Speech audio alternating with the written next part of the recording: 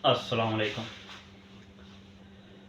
आज फार्मिंग या कह लें दूध, बेसिकली खुला दूध और पैकेट वाले दूध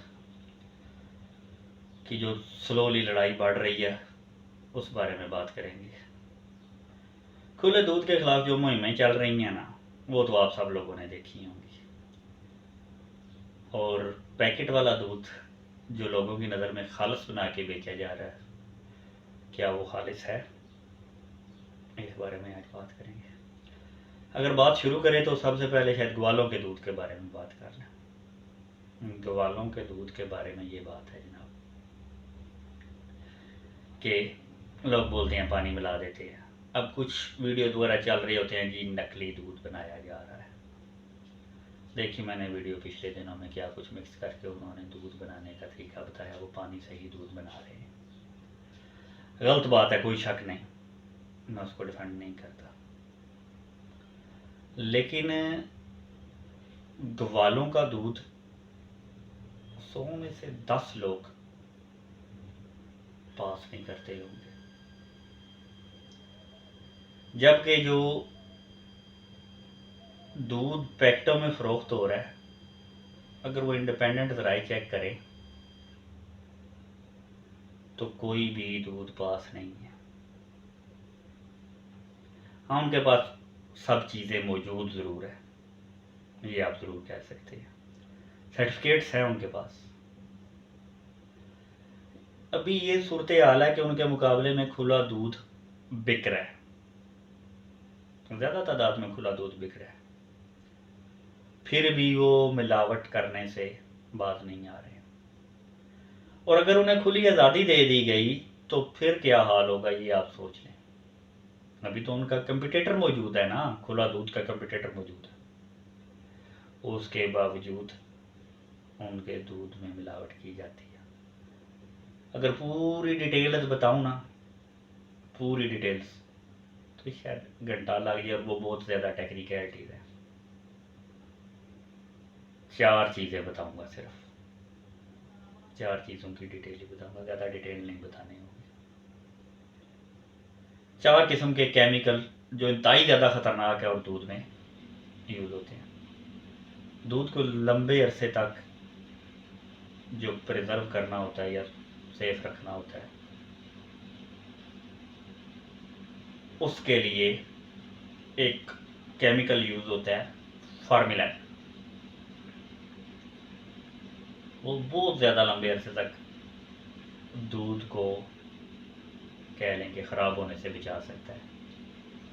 लेकिन जो फार्मिलन केमिकल है ना, उसका बेसिक यूज़ पता है क्या? कि जो लाश ज़्यादा अरसे तक गलने सड़ने से रोकनी हो, उसको उसके ऊपर लगाया जाता है, और वो इतना सख्त होता है कि उसको सूंघा जाए ना तो भी वो बीमारी पैदा कर देता है, सांस और फेफड़ों की, और वो दूध में मिलाया जाता है। सारी कंपनियां नहीं मिलाती होंगी, लेकिन वो मिलाया जाता है या मिलाया जा सकता है, या कुछ कंपनियों का निकला भी है, चाहे वो बैरून ममालिक में निकला है या पाकिस्तान में निकला है। अगर बैरून ममालिक में भी वो कुछ कंपनियां पकड़ी हुई तो जाहिर सी बात है वही मल्टीनेशनल कंपनियां इधर लगी हुई हैं।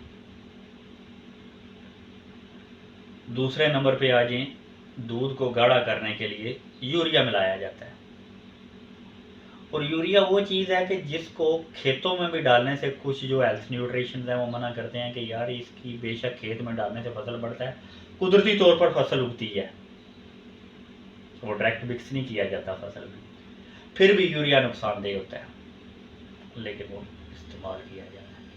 अब जब खुले दूध में यूरिया मिक्स करके उसको डब्बे में पैक किया जाएगा तो फिर कैसे होगा?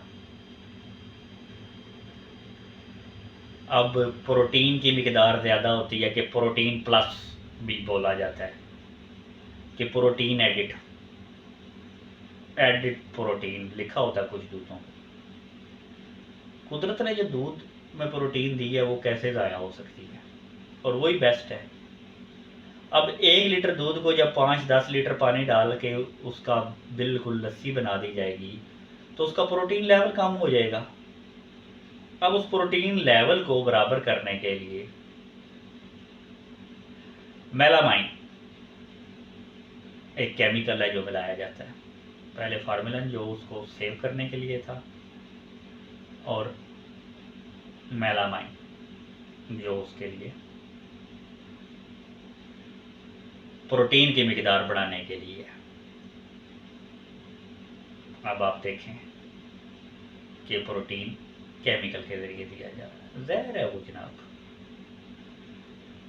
उसके बाद अब दूध बनाने वाली कंपनियां, मक्खन देने वाली कंपनियां मक्खन अलग से निकाल लेती हैं, घी बना के बेचती हैं।